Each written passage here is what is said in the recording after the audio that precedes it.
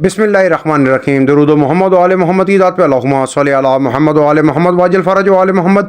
नाज़रीन गिरामी, शोहदाए करबला का बदला इस दुनिया में जिस शख्स ने लिया, उस शख्स का नाम मुख्तार बिन अबू उबैदा सकफ़ी है। मुख्तार बिन अबू उबैदा सकफ़ी तारीख़ के उन चंद हुक्मरानों में से एक थे जिन्होंने बनु उमैया के खिलाफ तलवार उठाई और वाक़या करबला में मुलविस इमाम हुसैन अलैहिस्सलाम के मुखालिफिन और कातिलों से बदला लिया। नाजरीन, मुख्तार यकम हिजरी को ताइफ में पैदा हुए और परवरिश मदीना में पाई। आपका नाम मुख्तार और कुनियत अबू इसहाक थी। आपका ताल्लुक बनु हवाज़न के कबीला सकीफ़ से था, इसीलिए आपको मुख्तार सकफ़ी भी कहा जाता है। आपके वालिद का नाम अबू उबैदा सकफ़ी था, जिन्हें हज़रत उमर ने इराक़ की एक मुहिम में सिपह सालार बनाकर भेजा था, जहां वो शहीद हो गए। मुख्तार के बचपन में एक बार हज़रत अली अलैहिस्सलाम ने आपको खेलते हुए देखा तो शफ़क़त से हाथ फेरा और ज़रकरताना कहकर फरमाया कि ये मेरे बेटे हुसैन के कातलों से इंतकाम लेगा। नाज़रीन, मुख्तार के हवाले से मौरखीन के दरमियान इंतहाई इख्तलाफ पाया जाता है, क्योंकि हस्ब आदत बनु उमैया ने मुख्तार के बारे में भी मन घड़त रिवायात मशहूर कर रखी थी, जैसा कि उन्होंने मुख्तलिफ असहाब नबी और औलाद नबी अलैहिस्सलाम के बारे में रिवायात मशहूर कर रखी थी। और दूसरा, मुस्लिम दुनिया के बीच में ये एक असूल रहा है कि जब भी किसी हाकिम पे ज़वाल आता और उसके बाद कोई नया हाकिम आता तो वो अपने से पीछे वाले हाकिम को इस्लाम से खारिज ज़ाहिर करता था, क्योंकि अवाम पर हुकूमत करने के लिए मज़हब में अच्छा हथियार कोई नहीं मिलता था। मुख्तार की शख्सियत को मुतनाज़ा बनाने वाले कामों में सबसे बड़ा काम ये था कि उसने 66 हिजरी में शोहदाए करबला का बदला लिया, जो उसने बनु उमैया और मुख्तलिफ अरब कबाइल के उन तमाम लोगों को चुन चुन कर मार कर लिया जिन्होंने इमाम हुसैन अलैहिस्सलाम और उनके साथियों को बड़ी बेरहमी से कत्ल कर डाला था। इस वीडियो में हम इस हवाले से बात करते हैं। इमाम हुसैन अलैहिस्सलाम के कातिल शिमर इब्न जुल्जशुन को जब अब्दुर्रहमान ने ख़त्म किया, उसका सर काट कर मुख्तार सकफ़ी के पास रवाना किया। शिमर के कटे हुए सर को देखकर मुख्तार ने सजदा शुक्र अदा किया और हुक्म दिया कि इस नापाक सर को मस्जिद के सामने लटका दिया जाए, ताकि देखने वालों के लिए मूजिब इबरत हो।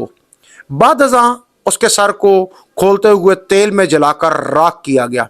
ये बदकार तमाम वाक़या करबला का अहम मुजरिम था। इस तरह ये खबीस अपने अंजाम को पहुँचा। नजरीन ग्रामी, जब कूफा वालों के खतूत के जवाब में हज़रत इमाम हुसैन अलैहिस्सलाम ने जनाब हज़रत मुस्लिम बिन अकील अलैहिस्सलाम को कूफा रवाना किया, तो कूफा में जिस शख्सियत ने सबसे पहले इमाम हुसैन अलैहिस्सलाम के चचाजाद भाई हज़रत मुस्लिम बिन अकील को अपने घर पनाह दी, वो मुख्तार बिन अबू उबैदा सकफ़ी थे। उस वक्त मुख्तार इतनी ज़्यादा ताकत में नहीं थे। उबैदुल्लाह इब्न ज़ियाद, जो कि एक बदकार औरत मरजाना की औलाद था और इब्न मरजाना के नाम से भी मशहूर था, की हुकूमत जब आई और जब उसे यजीद ने कूफे का गवर्नर बनाकर रवाना किया, तो हज़रत नुमान बिन बशीर, जो कि सहाबी रसूल थे, को माजूल किया। तो इब्न ज़ियाद ने जिन लोगों को गिरफ़्तार करके कैद में डाला था ताकि इमाम हुसैन अलैहिस्सलाम की मदद से रोका जा सके, उनमें मुख्तार भी शामिल थे। इसलिए मुख्तार सकफ़ी वाक़या करबला में शामिल ना हो सके। इसके बाद मुख्तार ने दुश्मनाने हुसैन अलैहिस्सलाम और वाक़या करबला के मुजरिमों को सज़ा देने की बात सोची और कुछ लोगों को अपना हम ख्याल बनाकर हज़रत मोहम्मद हनफिया का एक ख़त दिखाया कि उन्होंने मुख्तार को ये काम सौंपा है। इस हवाले से भी मौरखीन के दरमियान इख्तलाफ पाया जाता है। कुछ मौरखीन कहते हैं कि मुख्तार सकफ़ी को मोहम्मद हनफिया ने ख़त नहीं लिखा था। अलबत्ता इस हवाले से तमाम मौरखीन का इत्तफ़ाक़ है कि मोहम्मद हनफिया ने फरमाया कि मैंने ये तहरीर नहीं लिखी। अलबत्ता अगर कातलाने हुसैन अलैहिस्सलाम का बदला ले ले तो ये दुरुस्त अमल है और मैं इसको दुरुस्त समझता हूँ। नाज़रीन गिरामी, जिन अफराद ने इमाम हुसैन अलैहिस्सलाम को कत्ल करने के बाद आपकी लाश को घोड़ों की टापों के नीचे रौंदा था, उन ज़ालिमों को ज़मीन पर लिटाकर लोहे की मेखों के ज़रिए ज़मीन में औंधा ठोंक दिया गया और उनके जिस्मों को भी घोड़ों की टापों के नीचे रौंदा गया, जिससे ان ظالموں کے جسم ریزہ ریزہ ہو گئے اور وہ اپنے دردناک انجام کو پہنچے۔ ناظرین گرامی، حرملہ بن عقیل ایک ماہر تیر انداز تھا جس نے امام حسین علیہ الصلوۃ والسلام پر اس وقت تیر برسایا جب امام علیہ الصلوۃ والسلام نے اپنے ہاتھوں میں اپنے چھوٹے بیٹے جناب علی اصغر علیہ السلام کو اٹھایا ہوا تھا۔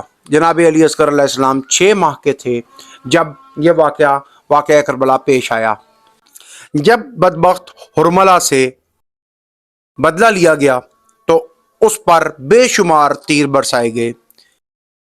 اسی طرح بجدل بن سلیم نے امام علیہ الصلوۃ والسلام کے ہاتھوں میں سے انگوٹھی نکالی تھی۔ انگوٹھی نکل نہیں رہی تھی تو اس بدبخت نے آپ کی انگلی کاٹ ڈالی تاکہ انگوٹھی نکال سکے۔ مختار نے جب برزن بن سلیم کو گرفتار کیا تو مختار نے برزن کے تمام انگلیاں کٹوا ڈالی تھیں، پھر اس بدبخت کے پاؤں کو بھی کٹوا دیا۔ اس طرح برزن کے جسم کا سارا خون بہہ گیا اور وہ ملعون ہلاک ہو گیا۔ مالک بن حشم ظالم نے امام علیہ الصلوۃ والسلام کو لوٹا تھا اور دردناک انجام کو پہنچا۔ ابن مالک ہجلی نے آپ علیہ الصلوۃ والسلام کے اموال کو لوٹا تھا۔ اس کی گردن زیاد بن مالک نے ہجوم کے سامنے ایک ہی وار سے اڑا دی۔ شمر آپ کی سواری کا اونٹ پکڑ کر کوفہ لایا تھا اور پھر اس کو ذبح کر کے اس کا گوشت گھر گھر بطور شکرانہ تقسیم کروایا تھا۔ جو لوگ یہ جانتے تھے کہ یہ اونٹ امام علیہ الصلوۃ والسلام کا ہے، انہوں نے اس اونٹ کا گوشت کھایا۔ ان تمام کو بھی مختار نے ہلاک کروایا۔ ابن زیاد عرف ابن مرجانہ کو ابراہیم بن مالک اشتر نے ہلاک کیا۔ ابن مرجانہ کا سر کاٹ کر مختار کو بھجوایا گیا اور اس کے جسم آگ میں جھونک دیا گیا۔ اس کے قتل کے بعد ابن مفرح جو کہ ایک مشہور شاعر تھا نے ابن مرجانہ کی مذمت میں اشعار لکھے جن کا خلاصہ یہ ہے کہ خدا نے اس خبیث بدنسلے اور بدبخت کو اس کے اعمال کی سزا دی ہے اور اس کے قتل سے سارے لوگ خوش ہیں۔ ظالموں کو سزا اسی طرح ہوا کرتی ہے۔ کہا جاتا ہے کہ عبید اللہ ابن زیاد ملعون کے جسم میں کیڑے پڑ گئے تھے اور اس پر گرم پانی ڈالتے تھے تو اس کو مزید تکلیف ہوا کرتی تھی۔ ابن مرجانہ اسی عذاب میں مبتلا تھا کہ مختار کو اس پر مسلط کیا گیا۔ جب امام حسین علیہ الصلوۃ والسلام میدان کربلا میں تنہا رہ گئے تھے اور آپ کے جسم مبارک زخموں سے چور چور ہو چکا تھا، یہاں تک کہ آپ کھڑے نہیں ہو پا رہے تھے، اس وقت ایک ملعون جس کا نام سنان بن انس تھا، اس نے آپ کے سینہ مبارک پر نیزے سے وار کیا جس سے آپ زمین پر گر پڑے تھے۔ سنان کے پکڑے جانے کے بعد مختار نے حکم دیا کہ اس کی انگلیوں کو کاٹا جائے اور کھولتے ہوئے تیل میں ڈال کر اس کے جسم کو جلا دیا جائے، اور ایسا ہی کیا گیا۔ اب باری آتی ہے ملعون عمر ابن سعد ابن ابی وقاص کی۔ عمر سعد کا کردار واقعہ کربلا میں سب سے اہم اس لیے تھا کہ وہ یزید کی فوج کا سپہ سالار تھا۔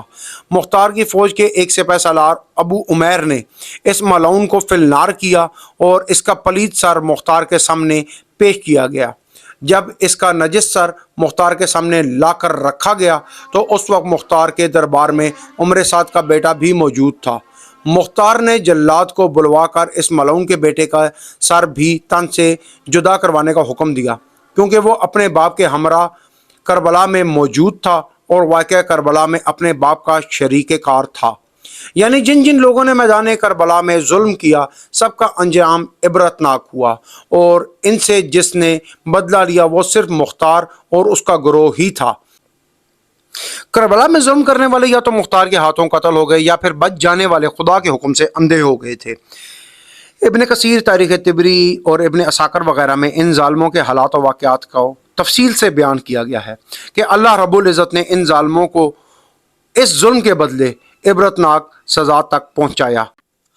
ناظرین گرامی، مختار کے حوالے سے مورخین کے درمیان کافی اختلاف پایا جاتا ہے، لیکن جو معتدل مورخین ہیں ان کے مطابق مختار ایک دیندار اور ایک پرہیزگار نیک شخص تھا، جبکہ بعد میں بنو عباس کے مورخین لکھتے ہیں کہ مختار نے جھوٹی نبوت کا دعویٰ کیا، اس لیے وہ ایک کذاب ہے۔ مگر معتدل مورخین کی بڑی تعداد اس بات کو نہیں مانتی کہ مختار نے کوئی اس قسم کا دعویٰ کیا ہو۔ وہ صرف یہ جانتے ہیں کہ مختار اللہ کا برگزیدہ بندہ تھا۔ ناظرین گرامی، آپ کو ہماری آج کی یہ ویڈیو پسند آئی ہوگی۔ اجازت چاہتے ہیں، اللہ حافظ۔